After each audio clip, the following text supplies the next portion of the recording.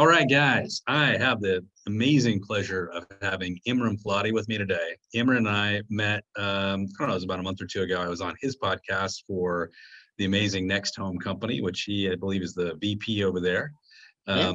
He had such an amazing story. I thought, man, wouldn't it be cool to bring him over here and just share his wealth of knowledge in the real estate business with all of us? Welcome to the program, my friend. I got to tell you something just before we get started. I'm so Yeah. glad we're on a podcast recording because I sure am relaxed today in my outfit. You, on the other hand, sir, looking like $1,000,000. I've got an outfit for radio is what I've got going on, but thanks for having me. I'm excited. Absolutely. So let's, tell the audience who you are, man. So, I mean, I know you and you're kind of a living legend in the business, but for those of the of people that don't know you, let's back it up. Let's tell the story. Living legend. I'm going to definitely add that to my business card. 20 years in the business. I'm basically out of Northern California, the Sacramento area, born and raised in Stockton, California. And for me, I got into real estate in late 2002. This is now the beginning of my 20th year. I've done everything you could imagine, from being a terrible agent to being a moderately decent agent to leading a team to becoming a high producer and one of the top agents in my city, selling more than 200 houses a year. Wow. Eventually leading a brokerage or two, and then eventually going into what I am now, into real estate corporate on the franchising level. So as the VP and the vice president for our company, my main focus is working with broker owners for profitability, helping them with recruiting, but it trickles all the way down to working with the agents, boots on the ground. So for me, I've sat in just about every seat, and I've been a broker, which sometimes we're broker than our agents. So I've sat in every seat you can imagine, and I'm only 44. So Wow. it feels like it's been, I don't know, like I'm 64. Forever. But we packed in a bunch of stuff in there in 20 years, and I'm very proud of the career that I put together and all the people that have helped me get to where I'm at today. It's like dog years in real estate. Every year is like goodness. 7 years, right? So let's talk about your climb up. I mean, I think we know it as experienced people in the business, that the attrition rate in our industry is 86%. 86% don't make it past the first 2 years. We both made it. How did you make it out of that? How did you climb out of that? First of all, it comes from, I wouldn't call it desperation, but we all heard, I think it's Andy Andrews that says burn the boats, meaning that you kind of, is it him that did that? Yeah. Yep. So part of it is to make sure that I didn't have a backup plan. I started in a career in police work, and that lasted about, I don't know, 5 minutes, realizing very quickly that that wasn't for me. Prior to being a cop, I was a bartender and a server. And after my 5 minutes of being a cop, I went back to bartending and serving. Without a formal education, I was trying to figure out, where can I put efforts in that would give me the return on my money or my time that would be a good compensation. And knowing the low barrier into real estate, by the way, let me preface that, the low barrier of getting into it, not succeeding, but into it. I found, without a college degree, barely graduating from high school, this was an opportunity, because every day I drove past a real estate broker that said real estate agents wanted. Every day I drove past it to go to my bartending job. And after having people not tip me well or treat me like crap or any of the stuff that comes with the hard work that servers put into it, I was driving home one day, drove past that and said, I'm going to go talk to them tomorrow. Wow. And I think anybody that succeeds in real estate cannot say that they did it on their own. It had to come in to where somebody said, I'm going to take you under my wing. I'm going to show you a little or a lot or anywhere in between. And that person, me, has to be receptive to that feedback and that coaching and that willingness to say, I don't know what I'm talking about, so I'm going to follow fully into what that person is trying to guide me with. And that's what I did. I immersed myself. And for the first year in real estate, I did 14 transactions while full-time bartending. And some people were like, I thought to myself, that seems pretty good, but I could do better. And then I gave the Christmas party that year, 26 agents in the brokerage, and I got fourth. I was fourth, and I was like thinking to myself, I'm a full-time bartender, and I did a transaction. I came in fourth. What are you guys doing all day long? Yeah, right. What are they doing? Right. And that's when, Jim, I knew, I was like, this is the opportunity. Hard work, meeting opportunity equals success, and this is where I was going to be. So that's what happened. good people taking me under their wing. And I want to be that moving forward for others as well. Let's walk people through the, the tactical aspects of it. So 14 transactions in your first year. Did that come from your clients at the bar? I mean, where Yeah, right. where did you, Yeah, right. as a captive audience say, come on, have a drink, you buy a house? Yeah. Well, if you serve them multiple drinks, you get them to sign the contract that you want them to sign. No, I think what it is truly, well, let's be honest. Every new agent can guarantee themselves 2 transactions: mother, sister, cousin, brother who was guilted into using you. Yep. And number 2, uneducated buyer who's not affiliated with anybody that you met at an open house. Yep. Outside of that, you're on your own. So for me, how did I find the other 12 is more the question. And it's so interesting because I had a very old school broker, wonderful man, Bob Riggs. He's still around. He's still brokeraging today. But at the time that I joined his brokerage, 30 years in the business, it says, has this accent, Imran, I got to tell you, they don't know how much, what's the saying?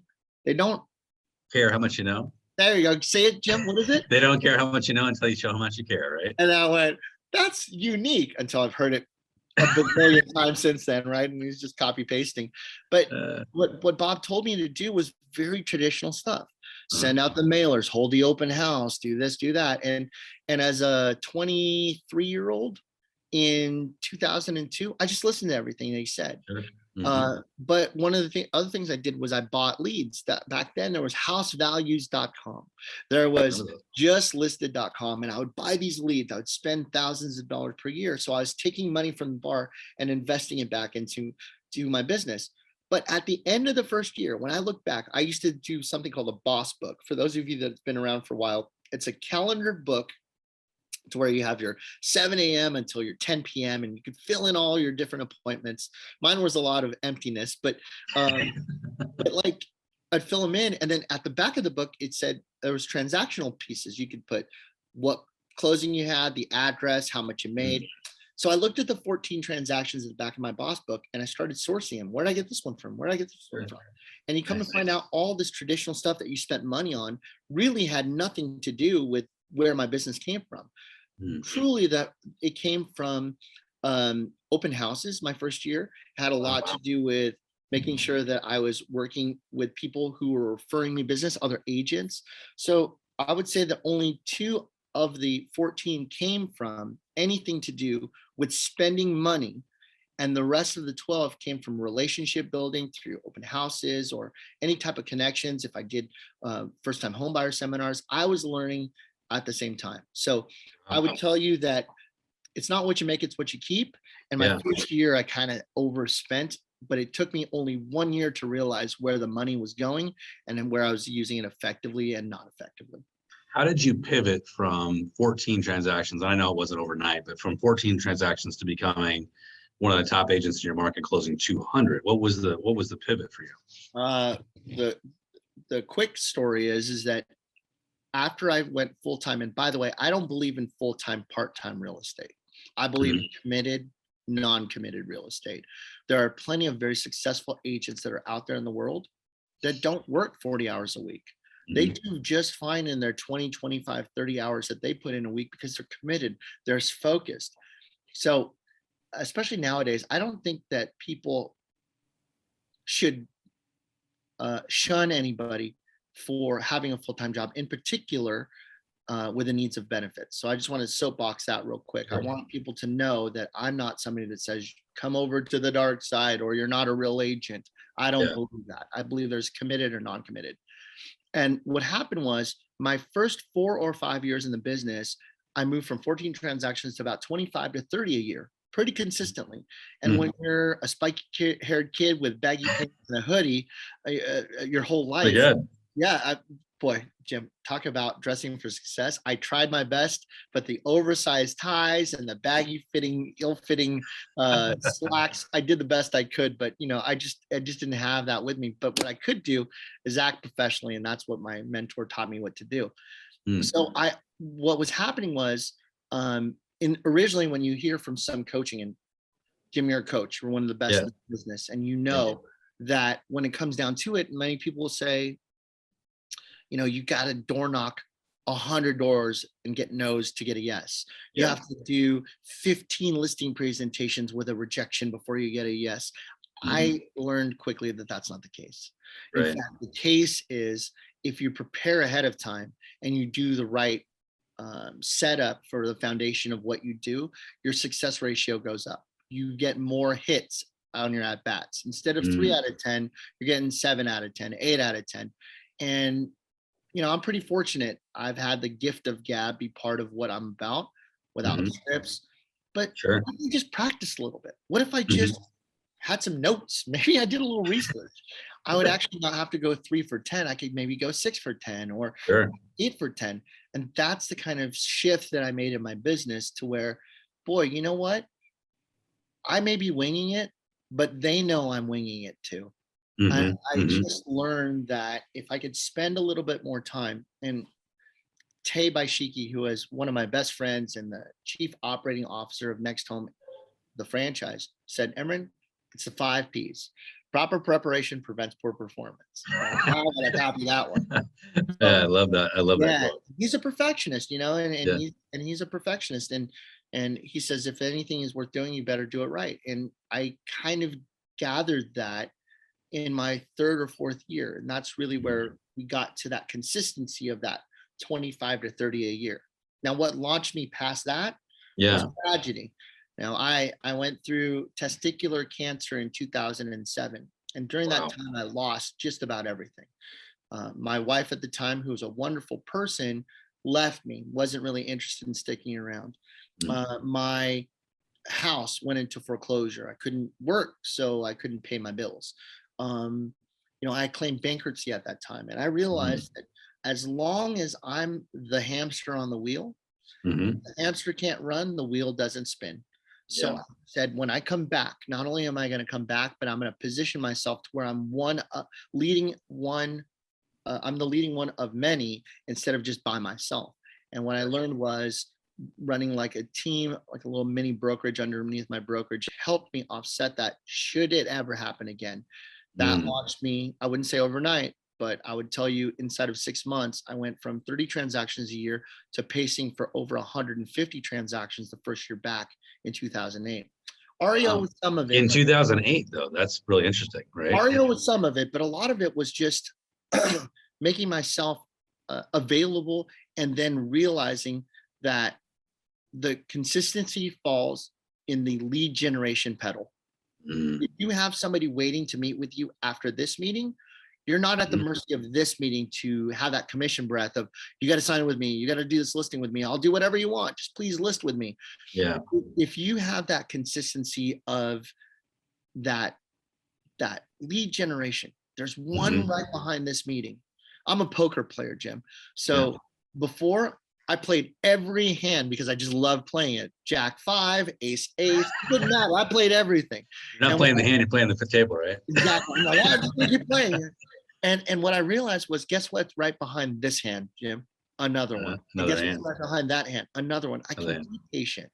And the casino doesn't close. So, right. So the opportunities are infinite. So you don't feel the pressure of having to move away from your core values of how you take a listing, how you work with a buyer, how you operate your business. You don't have to do that if you have multiple appointments. So I would say that one of the things that I really learned to shift my mindset was that lead generation pedal, making sure that I have an opportunity behind this one, and this isn't the one and only one for me. Now, with that, did you, so you became the team leader. So were you training your agents, say, I want you to lead generate in this specific way, or did you just try to motivate them to lead generate? And you're interviewing me, but I got to ask you the question because this is a conversation on an interview, right? Right, that's right. So it's funny because when I was talking on our podcast, I prefaced it with, I don't expect to agree with my guests in most cases. You and I agreed. I'm expecting most things, Yeah, I was gonna say right now, I'm disagreeing with it. Do you believe in lead generation in the sense of time blocking and having specific times as to when you lead generate? I do believe, I don't know that it's time blocking, but I believe you need to generate an hour uninterrupted a day. I use the 4-1-1 method. 1 hour uninterrupted, one appointment set, go on one appointment, add one person a day to your sphere of influence. Do you say that it has to be between 7 and 8 or in the morning or in the evening? Doesn't have to be any specific time, just you're getting it done at some I'm glad you said that because I agree with you, Joe. So point. the problem isn't when should I do it? The problem is, Yeah. are you even going to do it? Right. And what we learn is that when we're building the foundation of our business, we think as agents, I'm going to come in, it's going to be flexible, I can do whatever I want. Nuh-uh. You can't do that yet. You can do it when you have a foundation of business and you say, I don't work on Sundays because I want to be with my family. But you can say that after you have 2 to 3 transactions a month that you get without fail, right? That you don't have to worry about because you have the consistency of it. You've earned the luxury of that, right? Right. So I think what ends up happening is we look for opportunities to gain the trust of other people to where they're going to say, I'll wait to go across this, I'll wait until Saturday to meet with Imran instead of demanding that I'm there Thursday night at 9 o'clock. If you're good enough at what you do, people will wait. So that's where we're at. I love that. And I think I was listening to another person talk about this, and setting boundaries and leading with boundaries. I think is so important, and just kind of exactly what you're talking about. Well, I think you don't have boundaries yet until you have a foundation to demand boundaries of. Look, there's big blocks that we have, right? We got I don't have children yet. My wife and I want a family, but when I have children, there are times where I don't care. This is the biggest block. I'm going to be at my kids' XYZ, right? I'm going to be there. Outside of that, you can't really demand it until you have a foundation of business. I don't call people back until the next day if you call at 6. Well, that's easy to say when you have income, right? 3 deals in the bag every month without fail. It's when you don't have anything and you're like, I will take any appointment at any time, right? Absolutely, and you know what else that does, Jim? It furthers misery. Because I know your listeners. Who's your audience in most cases for your podcast? Agents across the country and some brokerages. Got it. So silently while you're driving your car, running while you're listening to this on the treadmill, raise your hand safely if you've taken a listing that you absolutely hate your seller. I'm raising my hand. I'm guilty. I got my hand up. A buyer that drives you bananas and constantly is bothering you through the process. We all do that when we default into the choice of our clientele. And that's the problem that I think I solved fairly early in my career, probably in my 2nd or 3rd year, because there was times where I was just like, I'm miserable working with this person. And Jim, they became customers, as in one-time use. When we're done, we're done. I'm looking for clients. I'm looking for people that are going to listen to me and treat my advice as gold. And that's what we should be looking for. So if you want that, demand it. Attract it. Make sure that you're asking the right questions and also filtering people out that are just going to put that drain on you. Because I'll tell you what, I'm very happily married. My wife, Jessica, is an amazing woman. I love her so much. But I would say that my first wife and I might have had a chance had I not been working with so many awful and horrible people that made me bring it home. Yeah, rubs off. Oh, yeah. It doesn't stop when you get in the car to drive home. You're miserable for some time until you get home. You're upset about that thing. I just walked in to a friend's business after I just had a bad conversation with one of our agents. The agent was dealing with some issues. And the first 5 minutes, I'm like yelling at my friend.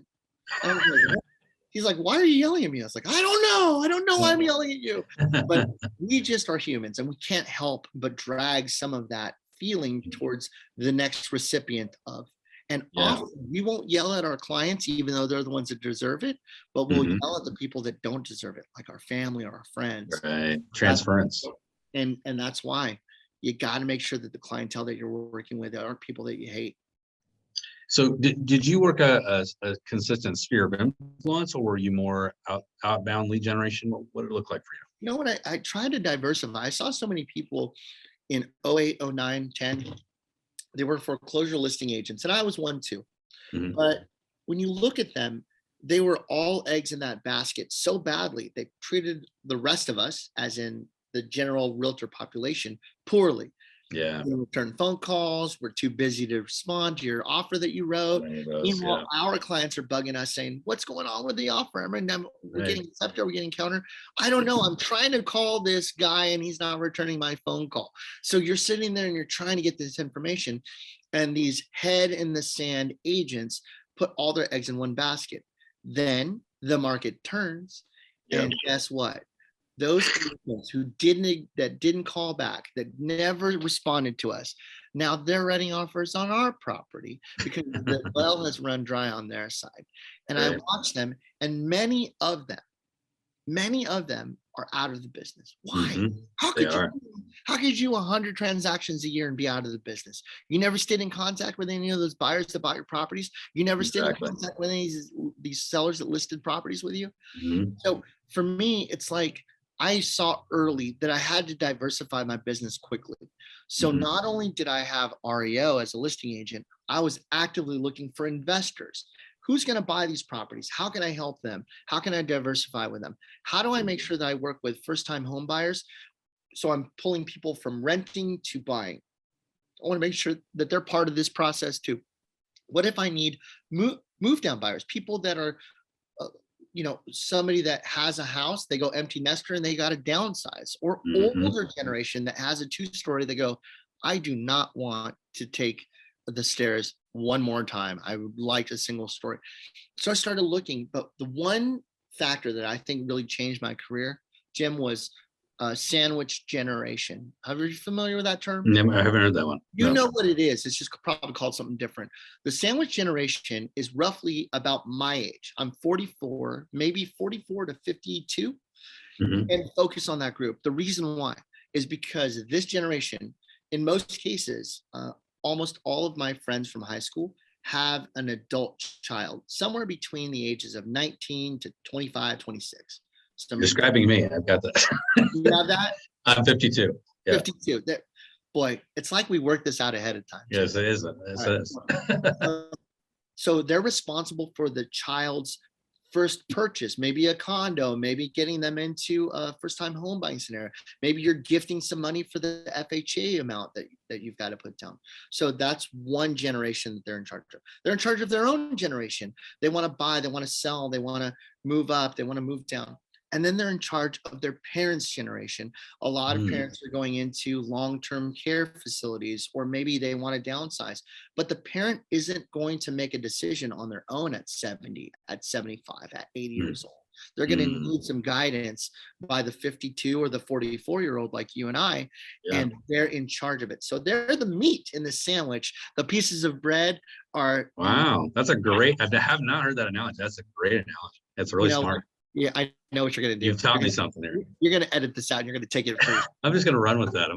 We're done. No, I'm just kidding. Well, No, I learned that. I learned it. That's you know great. how to steal do you know how to steal content? I'll show you how to do it. So you tell me something amazing. I said, as my friend Jim told me on this podcast yesterday, right? Yes. And then I go to Mark and I say, Absolutely. as my friend Jim said yesterday. And then as I say the next one, as I said 2 days ago, and then I always say, and then all of a sudden I've lifted it from you, Whatever. Jim. It's now mine. I accept that. That's good. But that is actually brilliant because you're hitting multiple markets with one client, which I think is Correct. brilliant. And you're Yeah. only spending the financials to market to one clientele who's in charge of 3 different generations of real Really estate. smart. Really smart. So as you grow your team, were you looking at you eventually stepping away from production, or did you want to be a guy that was still in production, or was it your goal? Because I see a lot of team leaders going that direction. I'll tell you, some of them, it's so funny because I used to be the MC for Inman. You're familiar with Inman, Oh the yeah, company, obviously yeah, the for sure. multimedia company. I used to be the going thing was Imran at Inman. So I'd be the MC. And I won't name this person by name, but Sure. there's a very famous guy who goes on stage often and talks about relationship building and making sure that he was somebody who nurtured relationships. Now, there was a traveling version of Inman called Inman Connect, and I hosted a lot of those all throughout the country, Florida, Toronto, New York, Scottsdale, Arizona, all kinds of places. And this guy happened to be on that speaking tour. And every time that I was there at the event, I said, "Hey, how are you doing, guy?" Whatever his name is, because I won't disclose. And he goes, "Hey, nice to meet you." And I'm like, "Well, I just introduced you last month at the event, and you're going to go on stage and talk about relationship building." And Jim, every time I went there to introduce this guy, he'd be getting to know me for the first time. And I'm like, I give up. Right. And the reason I bring up that story is because everybody wants to be a guru and move away from it when they shouldn't be. Right. And some people should just sell real estate. Some people should lead. Some people should do a little of both. And some people should stay as far away from the transaction as possible. And what I learned is that I'm most effective. My superpower is helping others achieve that unlocking of their superpower. And what I'm looking for is who wants to really love that transaction, wants to make sure that, that it still fulfills them, still warms their heart. And I'll tell you, for me, for the first part of my career, I'd probably say from 2002 to probably 2011, maybe 12, helping that family. And we're in California, so a lot of first generation immigrants purchased a home. And the whole family celebrates as the first homeowner in the United States ever. Wow. I mean, I remember crying often, seeing generational wealth happen right before my eyes, because you and I both know that generational wealth happens in real estate by just owning the property in the first place. Breaking a cycle. Absolutely. So when you own a home for 2 years and the market goes up, instantly they're getting that generational wealth because of the equity that's built in a home just by paying their mortgage. Right. And so seeing that and being a part of that was huge to me. But then when I watched the effect of seeing the agent that helped them and how it adapted their agent's life and what it did for their families, I was like, maybe I want that instead. That's more for me. So I started shifting towards the leadership aspect and saying, how do I do this? Because when you help a homeowner buy a home, create that generational wealth, they're happy and you high five them and hug them and you're excited and you stay in contact with them in your sphere. And some of you are sending out your magnets every year and that calendar that has the football schedule on it. That's neat. And some of you love it, and that's great. But when you work with an agent and you're leading them as a broker or as a team leader, or people that work underneath you or rely on you, you're watching time and again, success after success after success and challenge that they overcome. And you see it over and over again. And you can see the effect that it does on their family and their bank account, and their ability to provide. And I got addicted to that, Jim. I love it. So I think what ends up happening is we all go through seasons. We figure out when we move into the next season of our life. And I'll tell you right now, if I had to go show a property to somebody that says, I don't think this house works for us, the IKEA furniture that I own won't do it. If I hear it one more time, I'll bang my head against the wall. It's not for me anymore. Right. But I deal with other things that would probably drive other people crazy that I absolutely crave. So I would just say that naturally we develop or move into what's best for us. And Jim, you probably could sell the same thing. Yeah. We could drop you in the middle of, Podunk, Iowa. I don't even know if that's a real city or not, but we could drop you in there, and with the skills that you have, you're going to do just fine. But maybe that's just not your superpower that you want to use right now. Maybe it's what you're doing right now, which is interviewing podcast guests and value to people. Well, it's interesting what you said is, helping people identify their superpower. I think that, that is a huge talent. And it's interesting when we look at ourselves to say, what is our superpower? Because within the industry, there's a million different things we can do. We can work with investors, we can do property management, we can work in commercial and land and development and sales. I mean, there's just so many different aspects of our industry, which makes it a really unique, animal that we're in. So that's cool that, we're able to find different niches. I won't tell you which one, but you were naming off a bunch of stuff. I threw up in my mouth a little bit because there's no way in hell that I'm going to do that one. Yeah, I was yeah. like, "Ugh, If it's, nope, nope." yeah, my wife's a property manager, so if it's that one, I get it. I got to tell you, when it comes to property management, I'm giving you the two thumbs up that you're going to always get great reviews from tenants that you're kicking out of places. Oh So yeah, right. Every that's time, every time. full sarcasm font on that one, by the Oh yeah, yeah. So, Imran, how do people that say, "Hey, I want to experience this guy more. I want to get more of Imran. I think this guy's a leader. I want to be around him more. I want to listen to him more." How do they find you? How do they experience you? way. Okay, so let's be honest, right? I lead a company called Next Home with 5,200 next homies. That's what we call us. So I'm the guy that's their BFF. I help them with their business. I help them develop. I help them with education. And what I learned was that when I was out there in the world, and I'm nobody, right? There's plenty better speakers than me. There's plenty more engaging people. There's plenty more qualified or more successful than I, for sure. I think I'm the 5,680th most famous person in real estate. So I think the rankings is what it was. And what I realized is that I don't really like to I like to share. Obviously, we're on this podcast, but I'm not a big fan of helping competition against my own people. So Mhm, I don't sell anything outside of our company.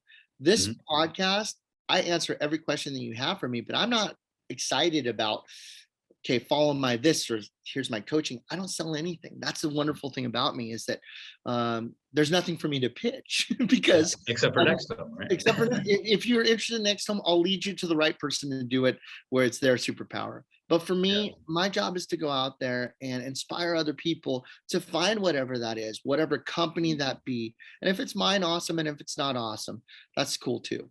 I think uh, for me, I'm a two-time cancer survivor. And one thing that I learned is that you cannot let it end with you. So Mhm. I will give uh, advice and help to people if they need it, but I'm not necessarily running to go on a stage so that way I could sell you.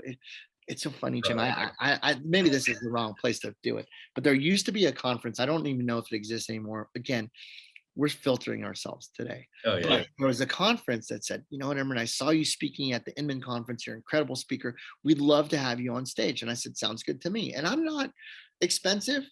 Feed me Mhm. a sandwich and make sure I have a hot hotel room shower and a flight and maybe I say yes.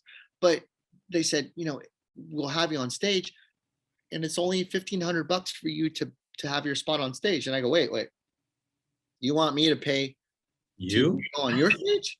Do you Yeah. want your audience? They go, yeah. I said, so why would I pay to be on stage? And they go, well, you could pitch your product. And I go, that's why your conference sucks. Uh, So what you do is you basically pay as an attendee for commercials that they're trying to get a Tell return you on their stuff. investment of what they Yeah. spent on the stage. And I'm sitting there going, wow, I never want to be that guy that pitches stuff on stage. No. I think what you asked me for is how do they get a hold of me? And I just gave you a 5-minute runaround on how they can't.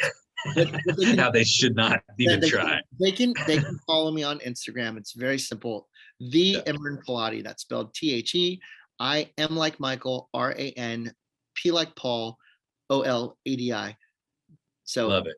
the Imran Poladi. You can go to my website. There's nothing much on it, but it's hottipoladi.com. That's a good one too. Yes, I bought that domain. You Nobody bought that. I love Nobody it. can spell Emran, so I just figured I'd do that too. But I think most importantly, Jim, it doesn't really matter who you get the advice from as an agent. Mhm, I think what it mhm. matters is, do you see yourself using that as something that you truly really do, that does fit in with what you're trying to get to accomplish in your career. I listen to a bunch of people from Mhm. all different walks of life, and I don't know if we're ending, but let me tell you something that happened. Yeah, yeah, I love it. I followed a coaching guru for years in his company, and he's an amazing speaker. He's still doing it today. And I went to all of his events. I was in the front row, just copious notes. Wide-eyed. Right? We've all been that. Wide-eyed, yeah. Oh yeah. Oh my goodness, this is amazing. And he was just captivating on stage.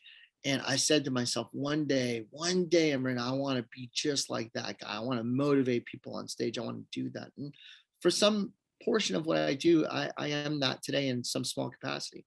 But so I'm just enamored by this guy. And we're staying in the host hotel. Mhm. And I go in the elevator, and guess who walks in the elevator? Yeah. The guy. And it's just me and him. Wow. Hey, mister, my name is Imran Poladi. I come to every event. I'm so excited to be here. I got to tell you, I take every thing that you offer. I write it all down. I take it to myself, and I adapt it. And I'm so excited. Some of your projects that you've had us do, I've put into action, like just verbally barfed all over him. And the dude doesn't look up from his phone. He's scrolling, and he goes, uh-huh. And then the door opens and he walks out. Wow. And I will never forget that day. I was early on. Oh yeah, I probably spent $15,000-$20,000 in an 18-month period with his courses and everything. Wow. And I remember packing up right after that and leaving. And there were still 2 days left in the 4-day event, because the guy that was my hero, dissed me. And he hadn't had anything going on, Jim. His wife could have told him, I'm leaving you, and he was reading that. Or he could have said, his dog was sick and they had to go to the vet. I don't know what it was. Right. But when you choose to be a public figure, you're a public figure until you're not in the public.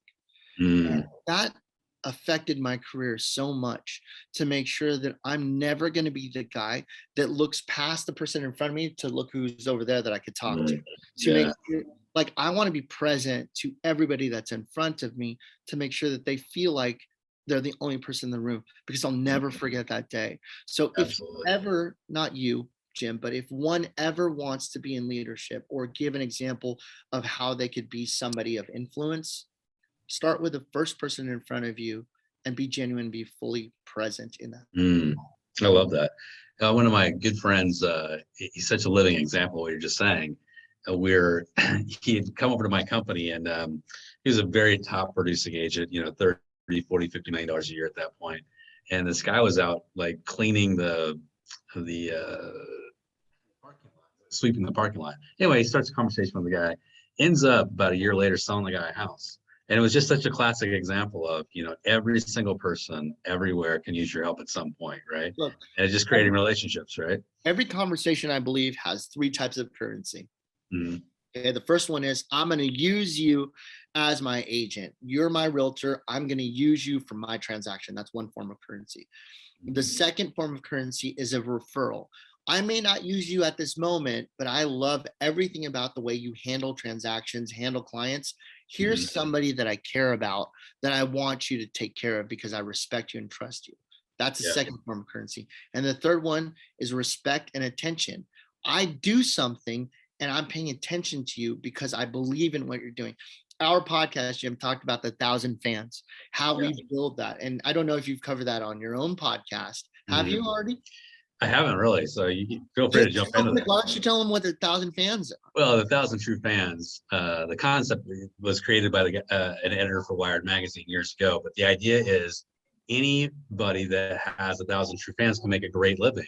And it could be an artist, a musician, it could be somebody that makes pottery, clothing, whatever. If you have 1,000 true fans that always buy your merch and come to your shows and support you and are just raving fans, you're going to have an incredible income. And that's what we should all be striving towards. Absolutely. Not 1 million people, just 1,000. And that's why our sphere needs to tighten up. When we can get to 100 fans, start with 20. Do you have people that when they hear the word, I'm thinking about selling, they go, I got to call Jim Remley. That's the person that you need to talk to because this is the guy, or I need to call Sally Jill. I don't know why we always use Sally as an example. I don't know one person named Sally. Okay. So Jill, we're going to send it to Jill because Jill is a great agent. When you have that raving fan, somebody that's going to think of you 10 out of 10 times, we got to treat those relationships with absolutely respect. Yeah, that's what it's all about. You call them your VIPs. Those are the ones that got to take care of for sure. Hey, I'm a VIP. I'm very Imran Poladi, and the way that I treat people, I got to tell you, it's definitely an experience. I love it. Imran, it's a pleasure to talk to you. That's it. We're done. That's it, man. We're done. Oh man, we got to do part 2 one of these days. Yeah, we'll come back. We'll circle back. My pleasure. Thanks for having me.